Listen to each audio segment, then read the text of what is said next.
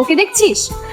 ও হলো জিসান চৌধুরী, আমাদের ভার্সিটির সবচেয়ে হ্যান্ডসাম ছিল। রিচ কি, মেয়েরা সব ওর পিছনে পাগলের মতো ঘুরে। কিন্তু সমস্যা কি জানিস? কি? ও কাউকেই পাত্তা দেয় না। Zero interesting girl. আমি ওর সাথে প্রেম করতে চাই। তুই সিরিয়াস? Dead serious. সিনেমা কম দেয়, এটা কোনো সিনেমার লাভ স্টোরি না, এটা জিসান চৌধুরী। ওর সাথে প্রেম করা মানে দুঃস্বপ্ন।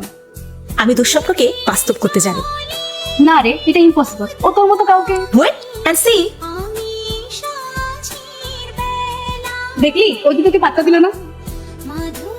হাই, তুমি ভালোই বাজাও, মানে অনেক ভালো বাজাও। তাই ভাবলাম আশেপাশের মানুষ তোমার প্রশংসা করার আগে আমি নিজেই করে ফেলি। থ্যাঙ্কস। আচ্ছা, তুমি কি এমনই, মানে মানুষকে ইগনোর করো? সবাইকে না। ও, তার মানে আমি খুব স্পেশাল, তাই না? তোমার যেটা ভালো লাগে তুমি সেটা ভাবতে পারো। দেখো জায়গাটা খুব সুন্দর না, কিন্তু খুব লোনলি। লোনলি না, ভীষণ শান্ত একটা জায়গা। আর এরকম শান্ত জায়গাতেই শান্তি মেলে।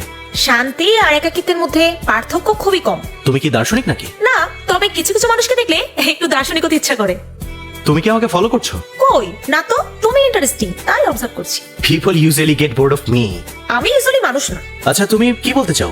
তোমার সঙ্গে কথা বলতে। কথা তো হচ্ছেই। আর একটু ভালোভাবে কথা বলতে। যেমন? মানে এই গিটার, এই পরিবেশ, এইসব দার্শনিক আলোচনা বাদ দিয়ে একটু রিয়েল লাইফে আসো। I am fine here. কিন্তু আমি না। আজকে রাতে ডিনার? নো, এত তাড়াতাড়ি না বলে দিলে, একটু চিন্তা করে দেখো। I don't do dinner with strangers. Stranger? Okay, তাহলে স্ট্রেঞ্জার লাগবে না, আমাকে তেমন একজন বানাও। তুমি কি জানো তুমি যে ওভারলি অ্যাডজাস্টিং? আর তুমি খুব ডিফেন্সিভ। শোনো, একসাথে ডিনার করতে যাও মানে তোমাকে আমি বিয়ের প্রপোজাল দিয়ে ফেলবো না, বুঝছো? একসাথে ডিনার করতে যাও মানে দুজন মানুষ বসে একসাথে গল্প করা। তুমি যদি চাও তাহলে এটা আমাদের লাস্ট কনভারসেশনও হতে পারে, আর না চাইলে প্রথমটা। চল। টাইম? আজকে রাত 8টা। প্লেস? তুমি চুজ করো, তুমি তো আবার রিস্ক টেস্টের মানুষ। ঠিক আছে, তাহলে আজকে রাত 8টায় দেখা হচ্ছে। কি ব্যাপার, আমার বিছানায় বসে থাকার সাহস তুমি কোথায় পেলে? আজ তো আমাদের বাসর রাত। বাসর রাত? আমি তো এই বাসর রাত মানি না। তোমার মতো মেয়ে বাসর রাত করার স্বপ্ন দেখে কিভাবে? তুমি আমার সাথে এরকম আচরণ কেন করছো? আজ তো আমাদের জীবনের প্রথম রাত, আমরা একটু সুন্দরভাবে সময় কাটাই। তুমি তো বিয়ের আগে এমন ছিলে না, নাকি তোমার এক প্রস্তাবে তোমাকে বিয়ে করতে রাজি হওয়াই আমার জীবনের সবচেয়ে বড় ভুল ছিল?